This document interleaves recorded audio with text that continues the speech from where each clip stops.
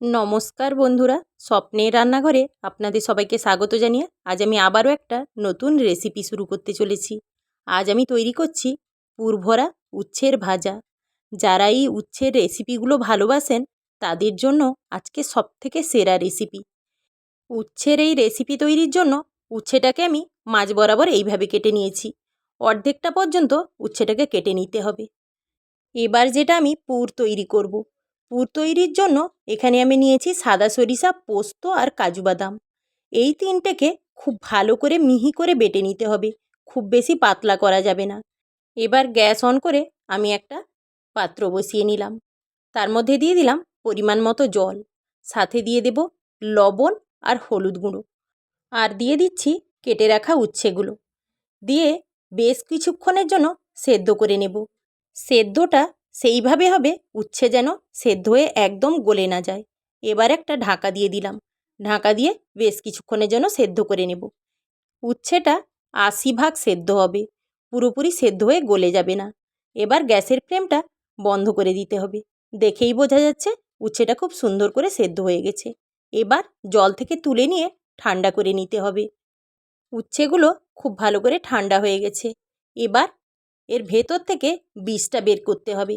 চামচের এই পেছন দিকটা দিয়ে এর ভেতর থেকে সব বীজগুলো বার করে নিতে হবে। বীজটা বার করার সময় একটু সাবধানেই করতে হবে। যতটা কেটেছি এর বেশি যেন উচ্ছেটা ফাঁক হয়ে না যায়। ঠিক এইভাবে খুব সাবধানে সবগুলো উচ্ছের বীজ বার করে নেব।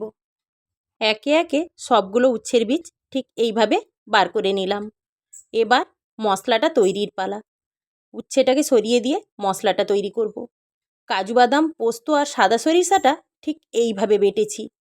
এবার এর মধ্যে দিয়ে দেব পরিমাণ মতো হলুদ গুঁড়ো, লবণ আর কাঁচা লঙ্কা কুচি, আর সাথে দিয়ে দিলাম কিছুটা পরিমাণ সরিষার তেল। খুব ভালো করে সমস্ত কিছু মেখে নিতে হবে। মাখাটা যেন ঠিকঠাক হয়, লবণটা যেন খুব সুন্দর করে মিশে যায়। এবার উচ্ছের ভিতর এই পুরটা খুব সাবধানে দিতে হবে। খুব বেশি পরিমাণ দেওয়া যাবে না, অল্প অল্প এইভাবে চামচ দিয়ে দিয়ে পুরো ভেতরটা ভর্তি করে দিতে হবে। ঠিক এইভাবে একে একে সবগুলো উচ্ছের ভিতরই এইভাবে মশলাটা আমি পুরে নেব। সমস্ত উচ্ছের ভিতর মশলা পুরে নেওয়ার পরে গ্যাস অন করে আমি একটা তাওয়া বসিয়ে নিলাম। তাওয়াটা খুব ভালো করে গরম হয়ে গেলে আঁচটা একদম কমিয়ে দিতে হবে। এর মধ্যে দিয়ে দিলাম সাদা তেল।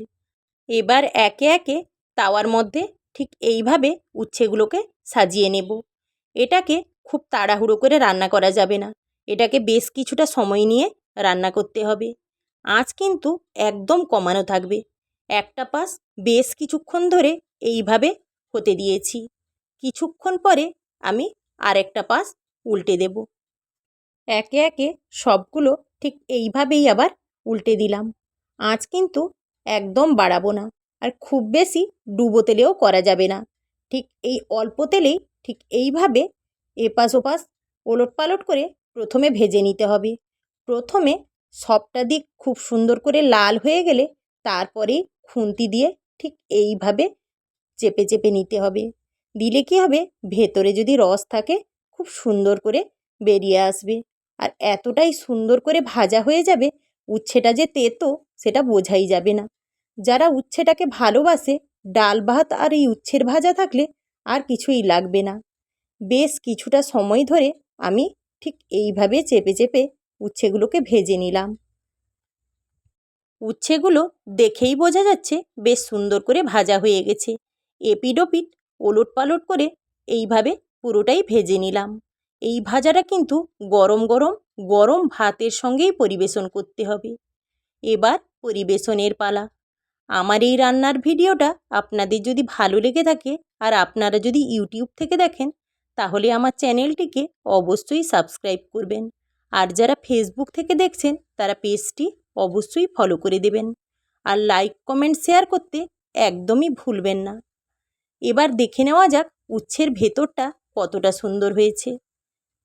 উচ্ছের ভেতরটা যেভাবে পুরে ঠাসা হয়েছে আর উচ্ছেটাও খুব সুন্দর করে মুচমুচে হয়ে গেছে। ঠিক এইভাবে আরও নানা রকম নিত্য নতুন রেসিপি নিয়ে আমি আবারও আপনাদের কাছে ফিরে আসছি।